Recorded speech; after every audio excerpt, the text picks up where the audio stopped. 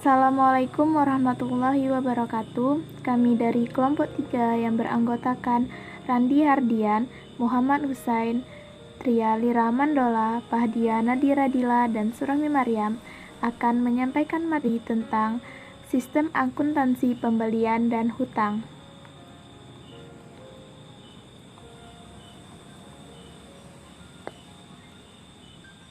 Let's start. Sistem dan informasi yang dibutuhkan oleh manajemen. Sistem akuntansi pembelian digunakan dalam perusahaan untuk pengadaan barang yang diperlukan perusahaan. Transaksi pembelian dapat digolongkan menjadi dua, yaitu pembelian lokal dan pembelian impor. Pembelian lokal adalah pembelian dari pemasok dalam negeri, sedangkan impor adalah pembelian dari pemasok luar negeri. Jaringan prosedur yang membentuk sistem akuntansi pembelian. Jaringan prosedur yang membentuk sistem akuntansi pembelian adalah 1. Prosedur permintaan pembelian.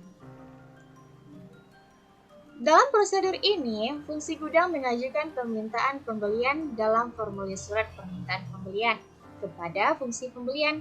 Jika barang tidak disimpan di gudang, misalnya untuk barang-barang yang langsung dipakai, fungsi yang memakai barang mengajukan permintaan pembelian langsung. Fungsi pembelian dengan menggunakan surat permintaan pembelian. Yang kedua, prosedur permintaan penawaran. Fungsi pembelian mengirimkan surat permintaan penawaran harga kepada para pemasok untuk memperoleh informasi mengenai harga barang dan berbagai syarat pembelian yang lain. Untuk memungkinkan pembelian pemasok yang akan ditunjuk sebagai pemasok barang yang diperlukan oleh perusahaan seringkali menentukan jenjang wewenang dalam pembelian pemasok, sehingga sistem akuntansi pembelian dibagi menjadi 3 bagian. A. Sistem akuntansi pembelian dengan penggadaan langsung. B. Sistem akuntansi pembelian dengan penunjukan langsung. C. Sistem akuntansi pembelian dengan lelang. 3. Prosedur order pembelian. Dalam prosedur ini, fungsi pembelian mengirim surat order pembelian kepada pemasok yang dipilih dan memberitahukan kepada unit organisasi lain. Contohnya, fungsi penerimaan, fungsi permintaan barang, dan fungsi pencatatan utang mengenai order pembelian yang sudah dikeluarkan oleh perusahaan. 4. Prosedur penerimaan barang. Dalam prosedur ini, fungsi penerimaan melakukan pemeriksaan mengenai jenis, kuantitas, dan mutu barang yang diterima dari pemasok, dan kemudian membuat laporan penerimaan barang untuk menyatakan penerimaan barang dari pemasok tersebut. 5. Prosedur pencatatan utang. Dalam prosedur ini, fungsi akuntansi memeriksa dokumen-dokumen yang berhubungan dengan pembelian, surat order pembelian, laporan penerimaan barang, dan faktur dari pemasok, dan menyelenggarakan pencatatan utang atau mengarsipkan dokumen sumber pencatatan utang. Dan yang terakhir, 6. Prosedur distribusi pembelian. Prosedur ini meliputi distribusi rekening yang didebit dari transaksi pembelian untuk kepentingan pembuatan laporan manajemen.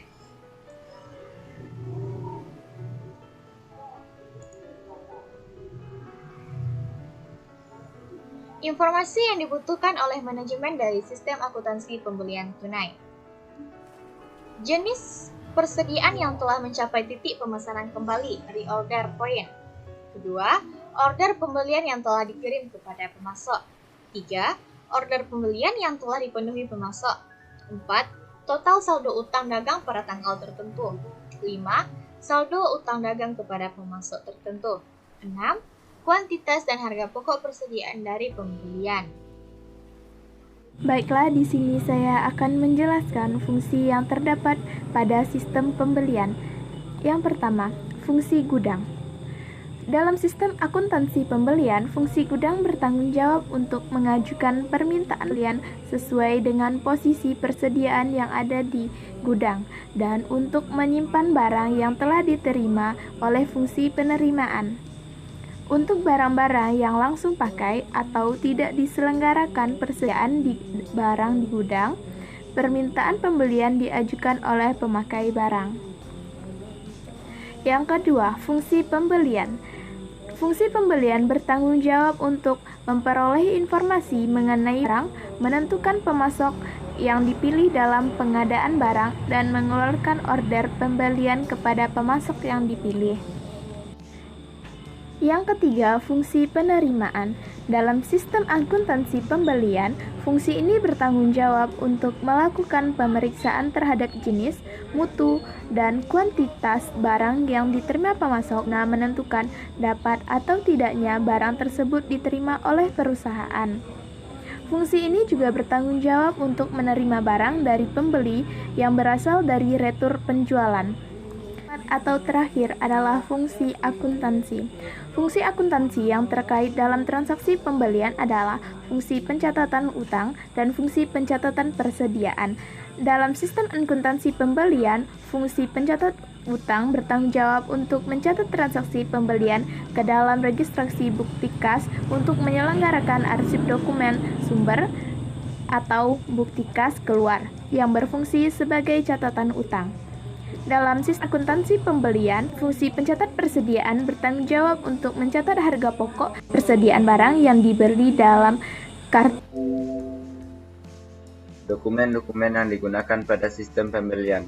Dalam sistem pembelian tunai, terdapat beberapa dokumen yang digunakan, antara lain adalah 1. Surat pembelian. Dokumen ini adalah formulir yang diisi oleh bagian gudang atau fungsi pemakai barang untuk meminta fungsi pembelian melakukan pembelian barang dengan jenis, jumlah, dan mutu seperti yang tersebut dalam surat permintaan.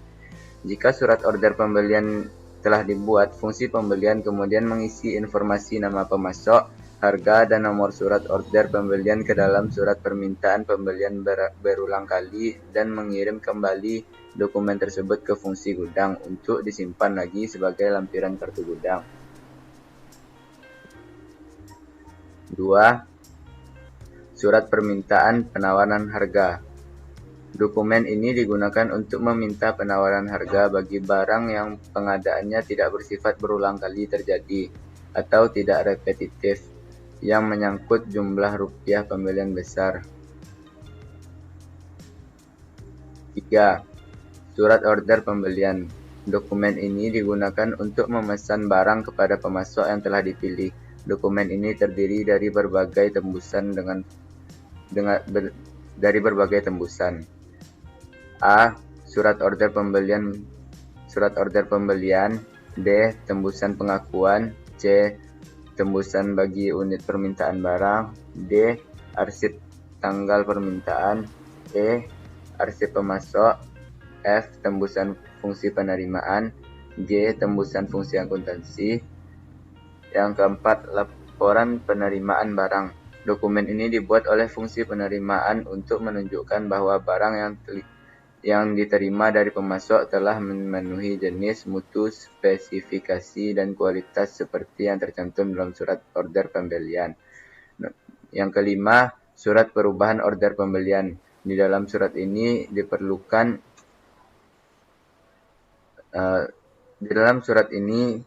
diperlukan perubahan terhadap isi surat order pembelian sebelum yang telah diterbitkan. Perubahan tersebut dapat berupa kuantitas, jadwal penyerahan barang, spesifikasi, penggantian substitusi, atau hal lain yang bersangkutan dengan perubahan desain atau bisnis. 6. Bukti kas keluar. Dokumen ini dibuat oleh fungsi akuntansi untuk dasar pencatatan transaksi pembelian.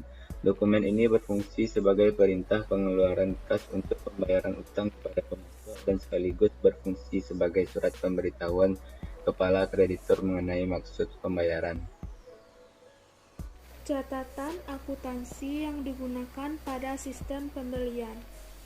Menurut Mulyadi, catatan akuntansi pembelian tunai yang digunakan untuk mencatat transaksi pembelian tunai adalah 1.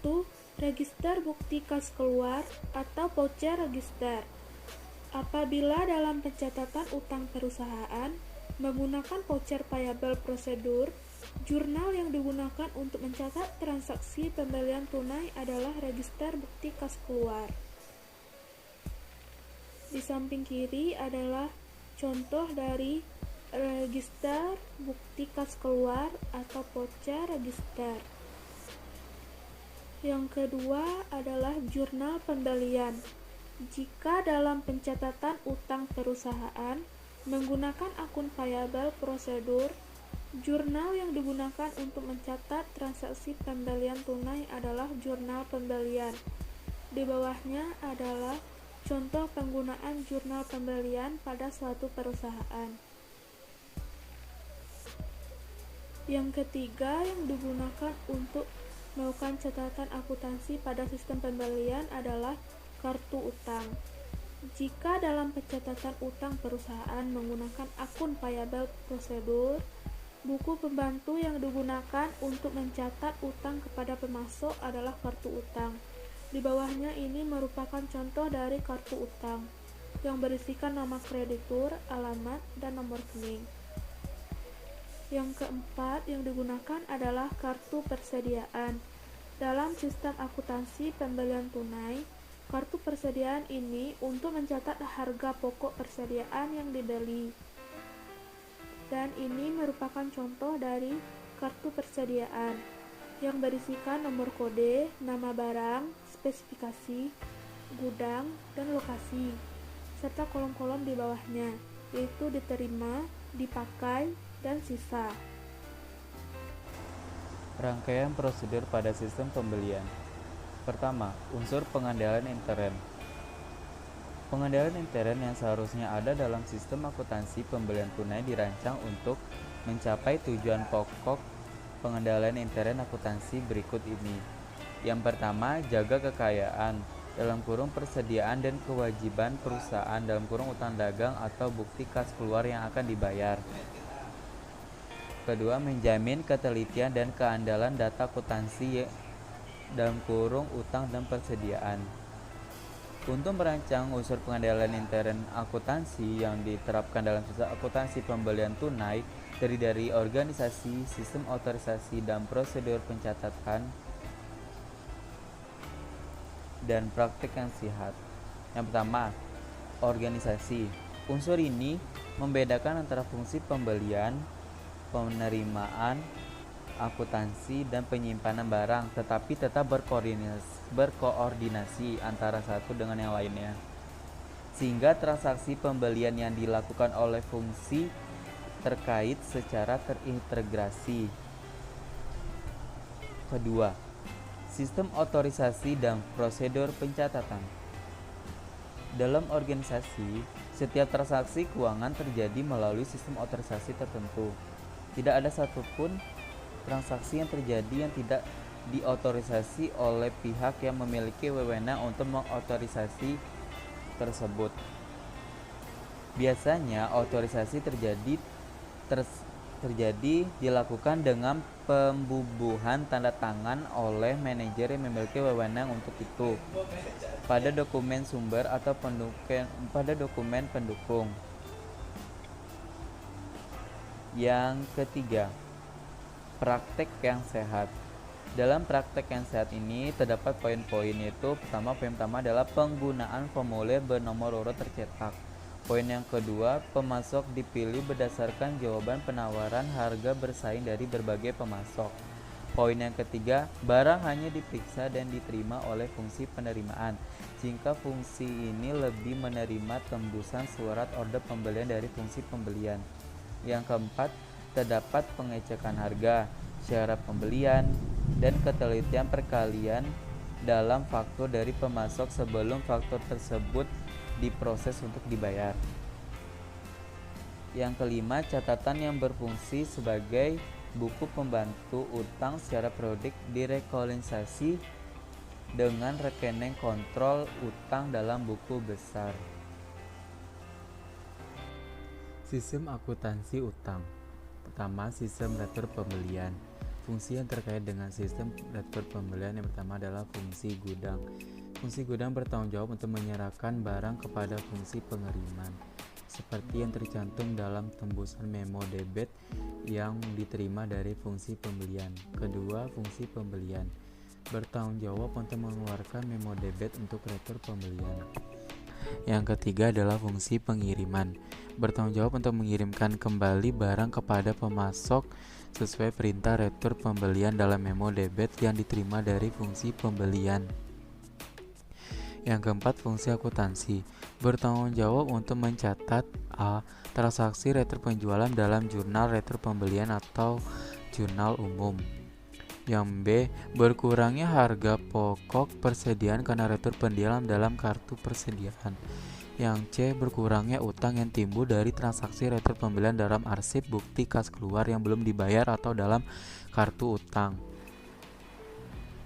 Dokumen yang digunakan dalam sistem retur pembelian antara lain A. Memo debit. Memo debit merupakan formulir yang diisi oleh fungsi pembelian yang memberikan otorisasi bagi fungsi pengiriman untuk mengirimkan kembali barang yang telah dibeli oleh perusahaan, dan bagi fungsi akuntansi untuk mendebit rekening utang karena terjadinya transaksi retur pembelian. Kedua, laporan pengiriman barang. Laporan pengiriman barang ini dibuat oleh fungsi pengiriman guna melaporkan jenis kuantitas barang yang dikirimkan kembali kepada pemasok sesuai dengan perintah retur pembelian dalam memo debit dari fungsi pembelian. Ini merupakan gambar dari memo debit dan laporan pengiriman barang. Dan ini merupakan flowchart dari akun payable prosedur dan ini merupakan flowchart dari bukti kas keluar. Baiklah, sekian video pembahasan dari kami. Semoga bermanfaat. Lebih dan kurangnya mohon dimaafkan. Assalamualaikum warahmatullahi wabarakatuh.